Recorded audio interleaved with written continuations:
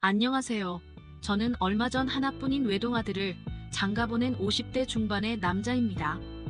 아들이 결혼하고 행복한 가정을 꾸리고 사는 것이 제 인생의 목표였을 정도로 너무나 바래왔던 결혼이지만 사실 마음속으로 온전히 축복할 수만은 없는 것도 사실입니다.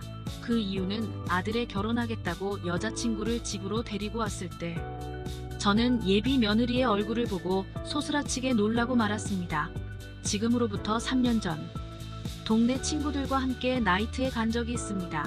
저는 서울이 아니라 지방에 살고 있어서 우리 동네에 나이트라고는 딱 두 곳이 있는데 하나는 완전 20대 어린 친구들이 가는 나이트고 나머지 한 곳은 저희 같은 중년부터 젊은 친구들까지 다 같이 오는 그런 곳이었어요.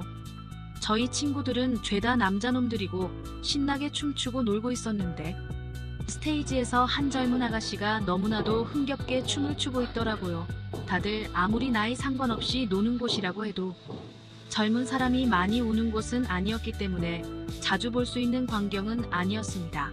노래가 바뀔 때마다 어떤 음악에는 발랄하게, 어떤 음악에는 매혹적으로 춤을 추는 그 모습을 저는 눈을 떼지 못했습니다. 저보다 한참은 더 어려 보이는 아가씨였지만 그런 나이 차이도 극복하게 만들어주는 곳이 바로 나이트 아니겠습니까? 저는 웨이터에게 팁을 주고 춤을 추고 있는 저 아가씨와 부킹을 시켜달라고 부탁을 했고 아가씨는 얼마 지나지 않아 웨이터에게 이끌려서 제 옆에 앉았어요. 가까이서 보니 더 예쁘더라고요. 나이는 20대 후반이나 30대 초반으로 보였는데 운동을 하는지 탄탄한 몸매에 약간은 까무잡잡한 피부가 잘 어울리고 굉장히 매력적으로 보였습니다. 우리는 서로의 나이도 있고 함께 술을 마시며 서로의 이야기를 하며 친해졌어요. 의외로 그녀도 연상의 남자에게 거부감은 없어 보였고 그 덕분에 같이 술도 마시고 블루스 타임에는 같이 두 손을 잡고 춤도 추었습니다. 이대로는 헤어지기가 아쉬워서 2차로 술을 한 잔 더 먹자고 그녀를 데리고 나왔고 단둘이서 근처 포차에서 한 잔을 더 마시고 그녀와 밤을 보내게 되었습니다.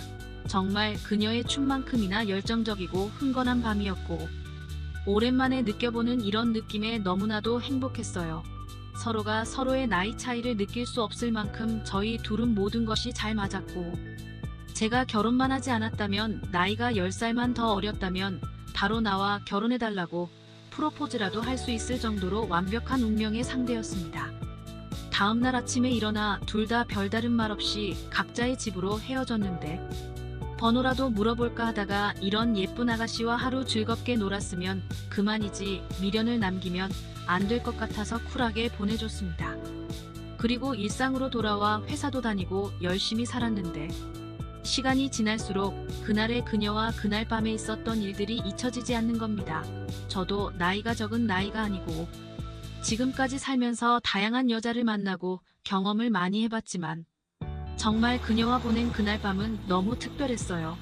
그래서 한 번이라도 다시 만나고 싶어서 한동안 주말마다 그 나이트를 찾아갔었는데 그날 이후로는 단 한 번도 그녀를 만난 적이 없었습니다. 웨이터를 붙잡고 물어봐도 그날 이후로 그녀를 본 사람은 없었어요.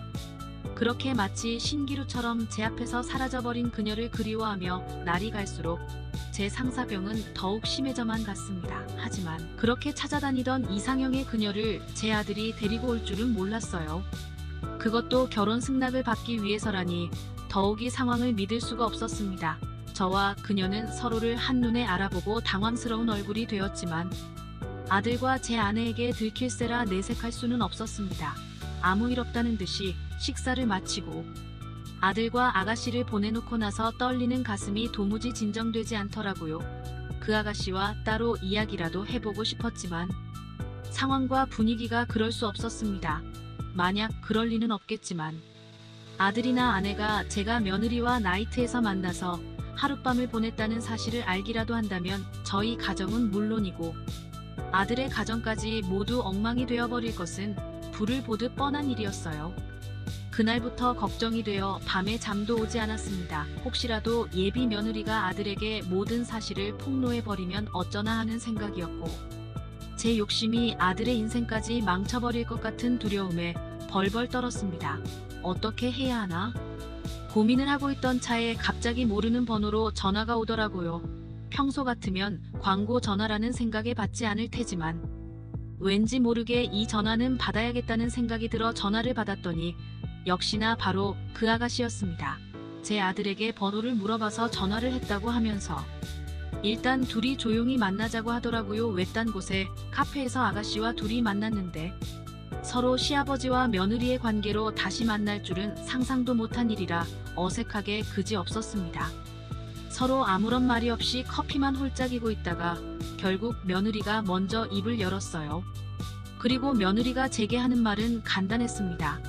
제 아들과 결혼을 무조건 하고 싶고 그날 밤에 있었던 일은 제발 비밀로 해달라고 그렇게만 해준다면 무슨 일이든 하겠다고 하더라고요.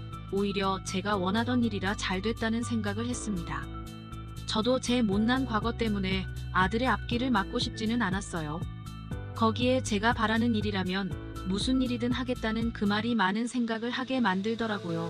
뭐든지 다 하겠다는 말이라면 제가 원하는 걸 다 들어주겠다는 건지 그녀도 혹시나 과거에 그날을 아직 잊지 못하고 있는 건 아닐까 하는 생각에 머릿속이 복잡해져서 더 이상의 대화를 이어나가는 건 아무런 의미가 없었어요. 그저 그녀가 하는 말의 뜻이 무엇인지 확인해야겠다는 생각으로 일단 커피를 다 마시고 그녀를 제 차에 태우고 나왔습니다.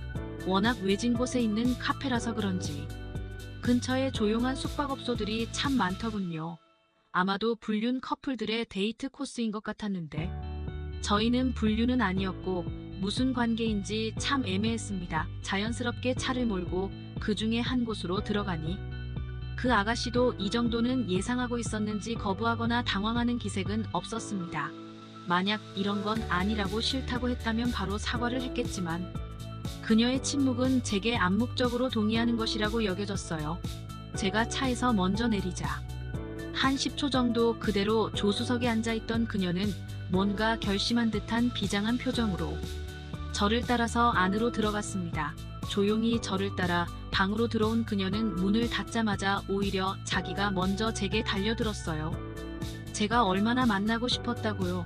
예비 며느리가 의외의 말을 하며 제게 달려들었고 저희는 그대로 쓰러졌습니다. 순간 제 귀를 의심했지만 그녀도 저만큼이나 저를 원하고 있었어요. 오히려 그런 아가씨를 안아주며 제 머릿속은 죄책감과 묘한 흥분으로 정신이 아득해지기 시작했습니다. 마치 몇 년 전 그날 밤으로 돌아간 것처럼 뜨거운 시간을 보냈어요. 저는 저만 그녀를 그리워하고 있다고 생각했는데 그녀도 그날 밤을 못 잊고 저와 다시 만나기만을 기다리고 있었다고 말했습니다. 무슨 운명의 장난인지 서로 마주치지는 못했지만 그렇게 오랜 시간 동안 서로가 서로를 그리워하며 오랜 시간을 지냈던 것이었어요. 비록 시아버지와 며느리로 다시 만나게 되었지만 이렇게라도 얼굴을 한 번 더 볼 수 있어서 너무나도 고마웠습니다. 지금은 다음 달이면 아들과 며느리의 결혼식을 기다리고 있습니다. 그리고 제가 며느리에게 선물로 가방을 사준다, 목걸이를 사준다고 하는 핑계로 대놓고 당당하게 그녀와의 둘만의 데이트를 즐기고 있습니다. 사랑하는 남편이 둘이 된 것 같다며 웃는 그녀가 너무나도 사랑스럽게 느껴집니다. 아들과 제 아내가 모르게 끝까지 이 관계를 유지해 나가고 싶네요. 사람 일이라는 건 한치 앞을 모르지만 어차피 만나게 될 사람은 어떤 식으로든 다시 만날 수 있는 것 같습니다. 문명의 상대가 찾아오는 그날을 기다리며 다들 즐거운 인생 사시기를 바라겠습니다. 오늘의 사연 여기까지입니다. 지금까지 읽어주신 모든 분들 감사합니다. 구독과 좋아요, 알림 설정 눌러주세요. 그럼 모두들 행복한 하루 보내세요.